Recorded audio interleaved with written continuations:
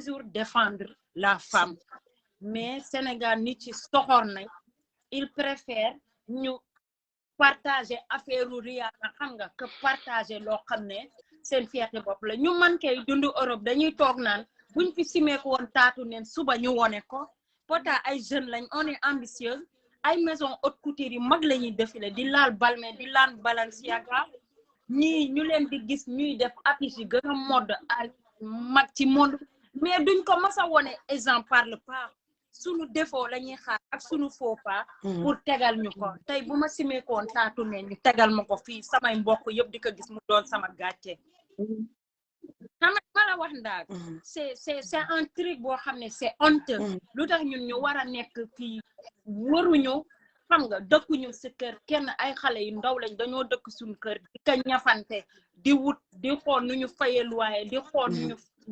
nu ñu dimbalee sunu yaay di xool suba ngoon di daw digg Paris ñu xam ne ñun dañuy toog parfois ne on est fier de nous parce que xaaruñu ci kenn mu ñuy blanchir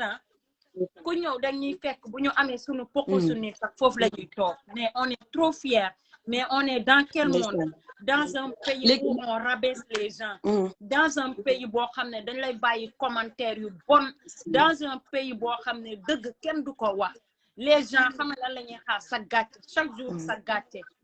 gàcce la ñuy xaar chaque jour xale bu ndaw ñu bafee dignitéem de un Sénégal pour nga dund fi il faut nga am mentalu xeer ba nga xam ne ca digg ngor la nekk pour nga bëgg leen affronter bu baax a baax nga leen affronter suba ngoon li ñuy wax yëpp ci kër yi lañ nekk li ñuy wax yëpp ci kër lañu nekk parfois ci tabi sexy ku ne di yurndu sa fenêtre di xool te fekk na seen doom yaa ngi def pire xam nga doomu jàmbur nga mën ko jël jiite ay doomu jàmbur mën leen a jiite xam ne waxu dégg waxu fen ku ko dégg di nga xam ne waxu fen la waxu dëgg tamit ci noppu gar ñi moo koy dégg parce que tey bu demee ba doon une maman mën a taxaw fii magu jëm ku am plus de 40 ans toog ci kanamu tout un Sénégalais di jooy kon y a un problème daal y a vraiment un problème il faut mais léegi yow déjà en tant que waaw léegi Feuza yow en tant que femme tey boo toogee nga dégg propos yi ñu ne viol ñaara koy sekk di si jaaraat sax c'est vraiment je veux dire ouh là là man je trouve man di ko waxaat ni sax sama nopp baa ngi xatam quoi parce que viol voilà je trouve que amour la ñaar di sekk mais un viol c'est insensé. Je trouve que c'est ignoble, c'est un acte qui est ignoble. Déjà, la femme, elle sait pas se communiquer. Derrière li mu wax yëpp, elle a un sourire comme si elle était zen daal. Ci femme boo xam ne xam nga da nga war a jiite njaboot war a jur ay doom xam nga topp yaayu jàmbur nga jooyloo ko yàq avenir doomam pour lan xale yi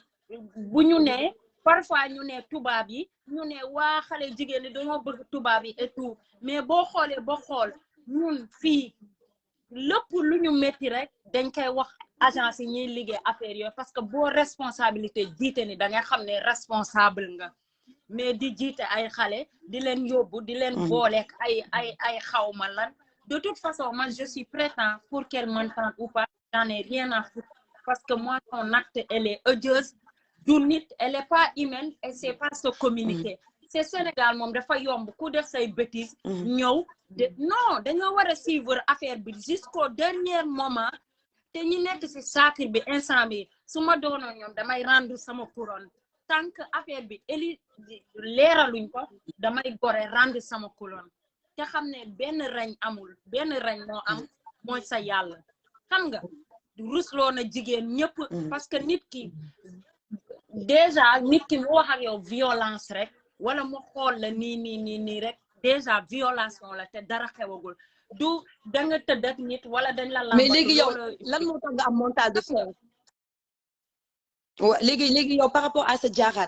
jaar-jaar lan moo tax tey nga am mental de fer ñi nga xam ne ñooy les victimes ñu leen di wax ay da nga ñii da nga naa da nga pata da nga sew da nga xees da nga ñuul amoo karaw am nga karaw tu vois ban mental nga war a yor parce que quand même bu ñu la ko doon wax yaa nga woon fii Sénégal mais tu étais bien entouré aussi faut parce que ñi la waroon ndeysaan ñoom Mariam Sidibé tout ça Ami Lom et cetera il y a eu plein de gens yoo xamante ne des anciens mannequins ñoom Juliette vraiment ñoom ñëpp ñu leen di nuyuwaale au passage mais tu étais bien entouré mais si par exemple t'es pas bien entouré ñu lay wax genre propos yooyu mais intérieurement xam nga des fois di nga reetaan mais on dit que ñi dàq reetaan en général des fois seen xol ñooy gën a triste en fait yow naka nga def ba mën a génn ba mën a dem à l'étranger parce que je rappelle quand même que Feuza c'est un grand mannequin qui défile pour de très grands stylistes de renommée internationale kon léegi déjà di la féliciter waat di la naan macha allah yàlla xeeb dolli mais lan mooy ban état d'esprit parce que état d'esprit dafa am solo pour mën a avancer ban état d'esprit nga nekkoon ba tey nga romb loolu yëpp état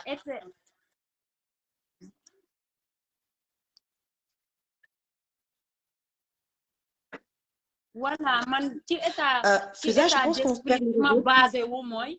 deuxièmement dama ne ñi dama leen di affronter parce que pays boo si nekkee en fait doon ndaw ambitieuse rek nit ñi da leen di jaaxle automatiquement dañuy naan kii lan moo tax mu ambitieux mais man j'ai pris tout mon temps dugg si Google bi xool sama commentaire ma ne lii benn yoon laa koy jooy wala du ñaar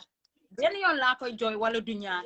nee naa man maa jëm si kanam wala demuñu lu tax coow bi bëri si man parce que man maay guerrière bi man maa ñëw fii watu defuma ay sil defuma dara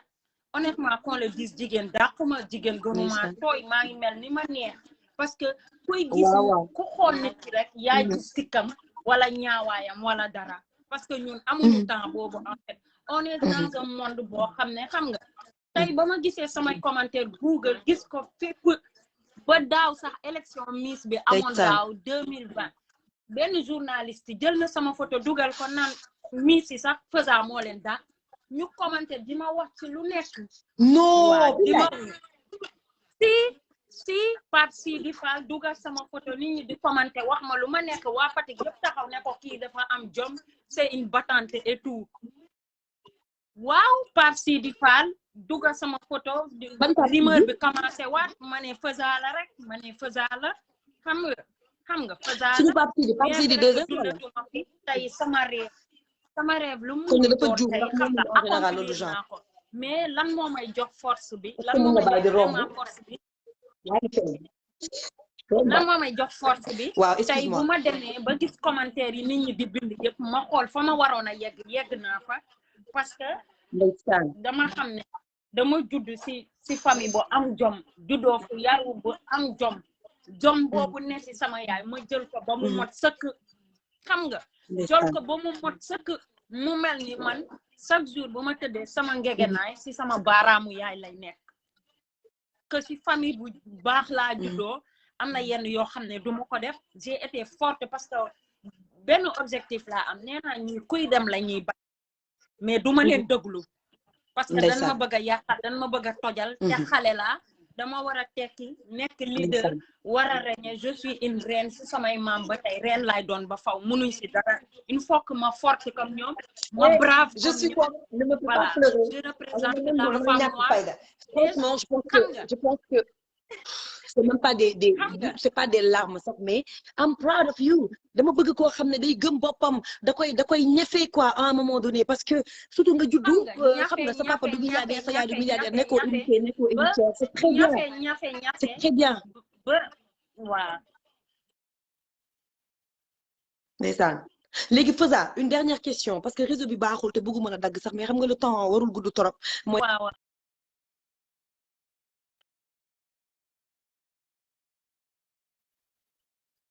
mais nangu woo ci wax lan moo tax am na loo xam ne subir ko ci attouchement mais pourquoi lan mooy à quel moment la victime se dit dama koy suturaal duma ko boole ban état d'esprit parce que je rappelle qu'on n'est pas là pour juger qui que ce soit mais c'est juste pour comprendre parce que tey coow li am na ok ça vexe tout le monde ok on ne peut pas laisser passer alors du coup il y aura beaucoup de directs 22h je crois que Roma 21h Mamiko va faire des directs etc tout le monde va en faire c'est très bien mais tey ban état d'esprit la victime bi di nekk ba ne téema noppi maanaam toi tu prends tu te da ngay noppi xam nga tu préfères te taire que de parler et d'affronter certains commentaires. Qu'est-ce qui fait que voilà. benn instant dañoo xam ne xam nga déjà Sénégal dañ lay noppiloo ba nga xëy xaar wala nga def loo xam ne bëggoo ko parce que benn instant da ngay naan xaaral ma noppi parce que pour suturaal xam nga yow tamit benn instant da ngay doon xale bu jigéen nga ne xaaral ma suturaal sama bopp mais pour benn instant tamit da ngay naan diw violé woon nañ ko mais mujjewutoon fenn parce que boo xoolee ñuy violé xam nga ay nit ñu am doole lañ xam nga li ma la wax xam nga ne nit ku doonul dara ci dëkk bi doo dem di violé mais boo xool tey miis bi ku ko violé woon tey wër ko en général viol moom c'est être malade amul xaalis amul doole amul dara ce sont des malades ñi nga xam ne ñooy violé boo leen xoolee seen kii ak yooyu des fois sax da ngay gis ci mbedd bi ñu ne la diw xam nga bëgguma lim ay liggéeykat et tout mais je pense que kuy dem ba violé kooku moom amul xaalis amul dara yow yaa am sa ñaaw njort rek pour bëgg a violé peut-être borom xam nga ça m'est arrivé au début comme ni ma la ko waxee ça m'est arrivé au début de ma carrière. Ça m'est arrivé au début de ma carrière dem naa taxaw ñu boole ma casting koo xam ne xam nga magam tey buñ ko tuddoon dëkk bi toj mu dugg si di làmb samay ween xam nga ne loolu tamit xam nga du loo xam ne mais dama naan kii magam respecté nañ ko respecté boo xam ne ci dëkk bi xam nga bugguma ko yàqal peut-être mais je me suis défendu ne ko bum ñaaraat affaire ñàkk fayda dugguma ci casting nga ma fi indi yaa ma mag samay ween bu ko laalate parce que du man du yow xam nga ñoom fa jo ñëw nañ ma faisa doo demaat casting ba ma ne leen du ma demaat ñu forcément ça veut dire que problème mais lenn moo taxoon ma xool ko ci magam boobu ni ñu ko respecté ci dëkk bi ni ñu ko nawee mais est-ce que loolu c'est une raison suffisante est-ce que Faza ñàkk wax boobu tamit du tax ñi nga xam ne dund nañ viol ñuy daal di noppi ñoom tamit bañ pour ku leen xarab loolu tu avais quel âge est-ce que tu peux nous dire xam nga Sénégal dafa am ay coutume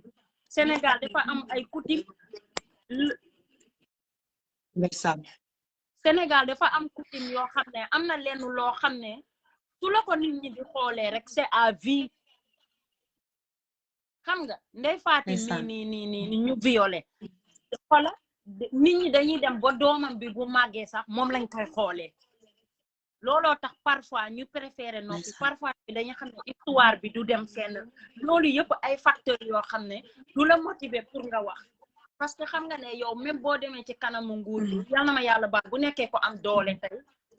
histoire bi dañ koy raser sama li ma la wax histoire bi dañ koy raser kenn du ci waxati parce que booy xool parfois c'est vrai que dof yi dañuy violer mais ñi dàq violer ñu leen di boole ay jigéen yi gën a rafet boo xoolee ay nit yu am doole lañ on se dit la vérité xam nga xale bi avenir am moom yàqu na 20 ans nga am ñu violer la 20 ans ñu violer la sa jàngu yàq doom ja xamoo ku ko jur mais am ku jóge fele parce que ba mu ràpp ne li muy wax dëgg la du dëgg affaire yooyu xam nga c'est ndaak tamit histoire bi dañ ko war a topp jusqu'au bout xam nga buñ fi tëjee keneen tëjaat keneen xanaa nit yi dinañ changer à un moment donné parce que le Sénégal va très très mal on n'est pas mais Sénégal qui est émergent vraiment un Sénégal où xam nga un Sénégal où on viole les filles, un Sénégal où on tue les femmes, un Sénégal où on tue les enfants, au Sénégal où on maudit léegi fan lañ jëm ñun fan lañ jëm léegi kenn ñi toog sax di jooy pour am doom bu yeboo ñu fomp seen rongoñ te xam ne léegi am njaboot fardeau la boo ñëw nga bañ a am njaboot boo deewee nga deewaale say bakkaar nga noppale ko. On est dans signe de désespoir là je pense que tu es plus fort que ça. waaw ba xaw ma nan laa ko mën a waxee parce que ce qui s'est passé quand même c'est un acte qui est ignoble donc amul wax la nga wax ba ngay wax da nga préparé amul ñëwaat devant tout un peuple di baale je suis désolée mais le Sénégal va mal va très très très mal ñun dañuy am envie liggéey fii ñëw suñu Sénégal xam nga nekk suñu jàmm mais nañ fa war a vacances sax duñ fa vacances man damay dem Fatick sol fa sortu ñu téegal ma wax ma lu ma neex doomu diw ja doomu diw ja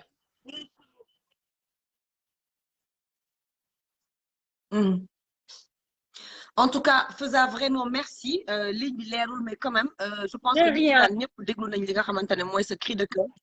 voilà et il y a tellement de Feuza yoo xamante ne ñu ngi fi peut-être duñu wax merci ma chérie maintenant qu'est-ce qu'on fait toi tu raccroches normalement ou c'est comment au revoir non